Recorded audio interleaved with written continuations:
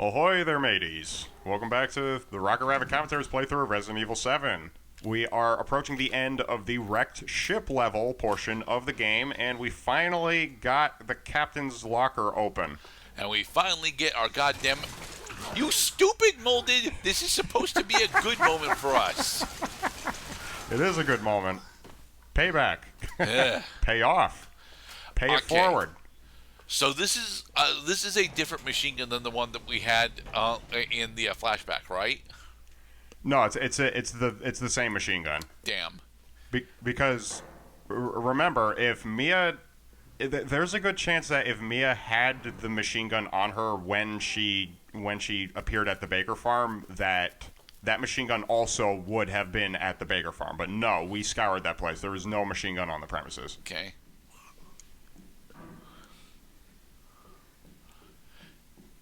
Because we're just making absolute, because, you know, doesn't it make you a touch sad when you finally have to leave a place that you can't go back to, even if it's in a video game? Depends on the place, honestly, because there are certain areas in video games that I actually relish leaving. So, on the subject of, you know, gaining closure with a place, we're going to take care of some unfinished business before we eventually find Ethan and escape this hellhole.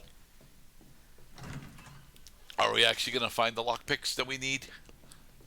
Oh, yeah, that's right. We never found the lockpick. Well, I mean, well, gosh, Mr. Grant, I don't have any drugs. How am I going to find the lockpick without my drugs? Pull off some of the metal railings and just start smashing the box until it opens. Given enough time, enough energy, enough calories, you could probably whittle your way through any door you see fit. But I suppose that's the beauty of Resident Evil games tending to put a time constraint on the player, like, oh, you know, don't give time for the Las Plagas in your body to develop into adult and take control of you. We don't have time to shimmy together a lockpick out of just random crap we find lying around. We don't have time to try opening the tape with our bare hands. So we have to find the quicker and more sensible way of doing it, as the game developers intended.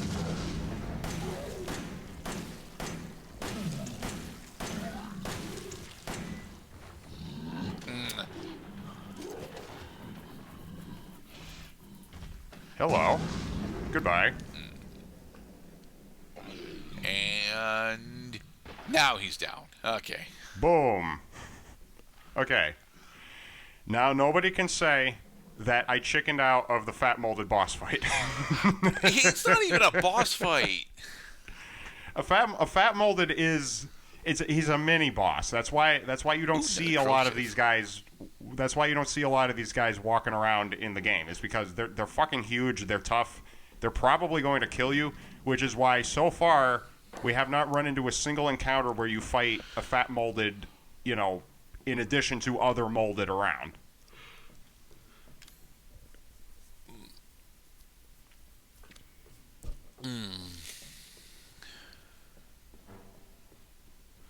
We can't use the corrosive to open up the lunchbox. Unfortunately, no. And I mean, I don't know why does the fucking metal look man, the whole thing with corrosives is kind of stupid. Why would you invent a lock? Why would you invent a lock? A thing that is supposed to be, you know, locked and unlocked in toggle fashion, and make it so that the key destroys the lock in the process.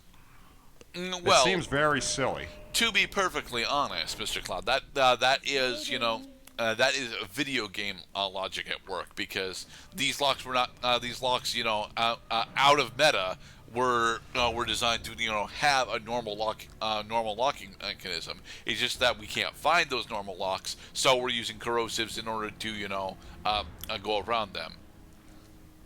Well, yeah, of course, you could just chalk up to everything and say it's a video game. You know, which is why you find little bobblehead statues in the most bizarre places, and they magically disappear into fairy dust when you destroy them. But more to the point is, like, okay, we have a corrosive lock that can only be opened when you insert with the nozzle accessible entry point into the lock. You put the juice inside, it melts it. So why can't you just use that juice on like lockpick locks?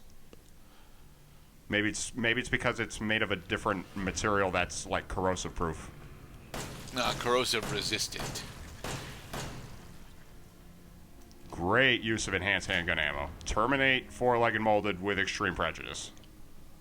Because with the amount of health that Mia has right now, that four-legged could have double strike killed us. Okay, more normal handgun ammo and remote bombs.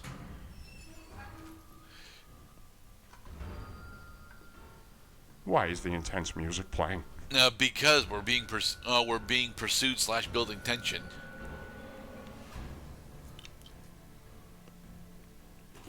Are you ready, kids? Nah, not really, Mr. Cloud. Alright, well, if ever you're not feeling perfectly safe, use remote bombs. Because just like Leon S. Kennedy in Resident Evil 4, the Resident Evil protagonist is mostly explosive proof. So as long as you step away a little bit from the remote bomb, you will be perfectly safe. Okay. And boom. That's what you get for spawning in slow motion.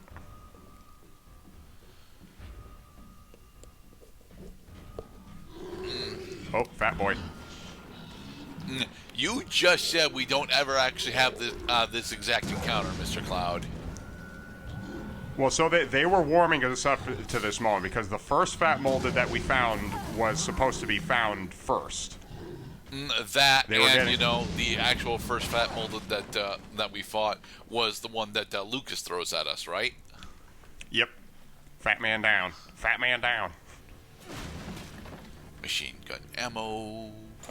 Wow, we have a shitload of machine gun ammo. Yeah, it's a shame our machine gun is ass. Yeah, it'll help get your accuracy rating up. There's the corrosive that we need. Oh, it's just another antique coin. Just another antique coin. We've already spent. Didn't we get all of the unlocks from Zoe's trailer?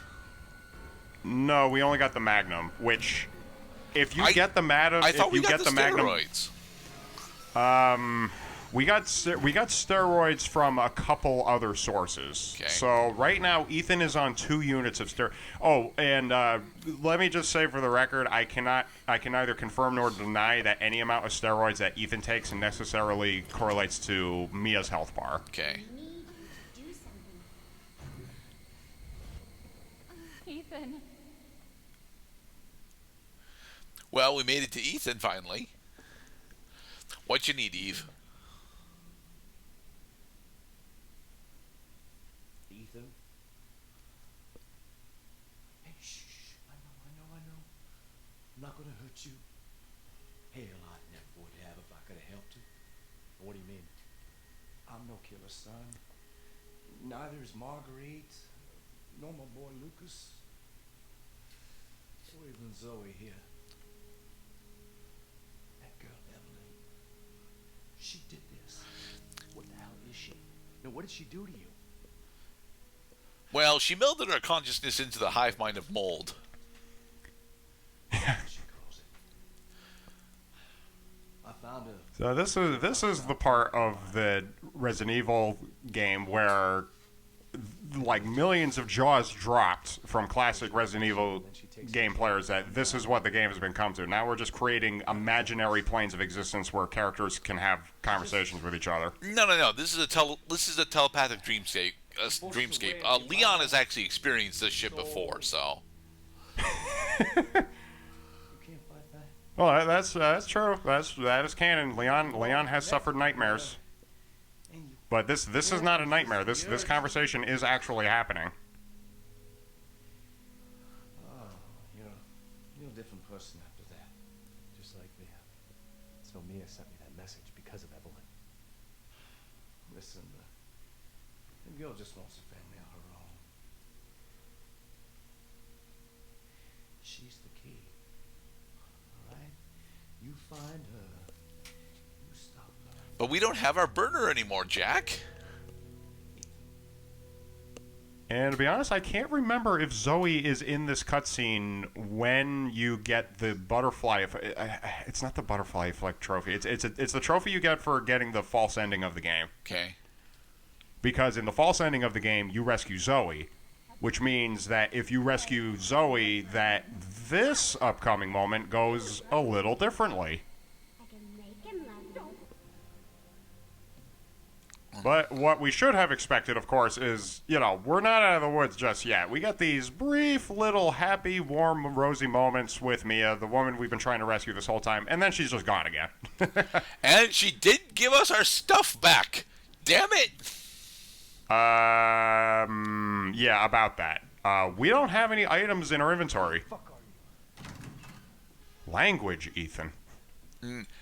Remember, Ethan, she can hear you now.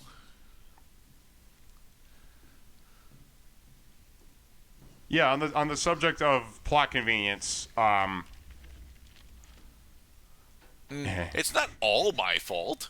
I mean, you're the one that stole my antique. You're the one that stole my antique coin that I looted from the ship fair and square.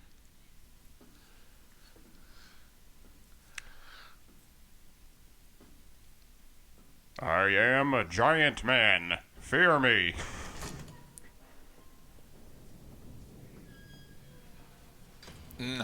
They're not going to throw a bat monster at you, Mr. Cloud.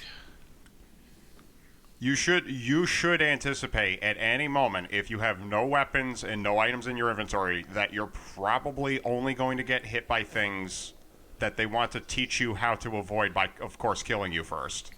But we're still alive.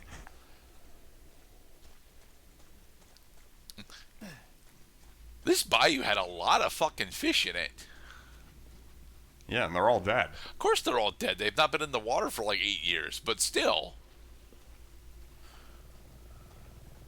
Born on a bayou. Born on a bayou. You see, we should be taking some of these rotted fish as bait for crocodilators, but Ethan is in too much of a panic state to remember that crocodilators exist. I am glad that they don't let you just pick up the fish. Like, these fish are probably rotten and not suitable for eating. Well, there's no way that Ethan was going to eat them, but he could use them as bait for crocodilators. And there are no crocodilators over here. Because if this was End of Zoe, then yeah, there would definitely be a crocodilator in these waters. I'm looking for something. There it is. I think I found it. Flame rounds? The most perfectly and conveniently placed explosive device. So we're gonna actually get a grenade launcher back. All right. You should, right? Like, you should be, or you're just gonna find another, piece together grenade launcher look like it came out of a YouTube video. And in the next part, Let us go find us a grenade launcher. Be safe, everybody. we're getting closer, everyone.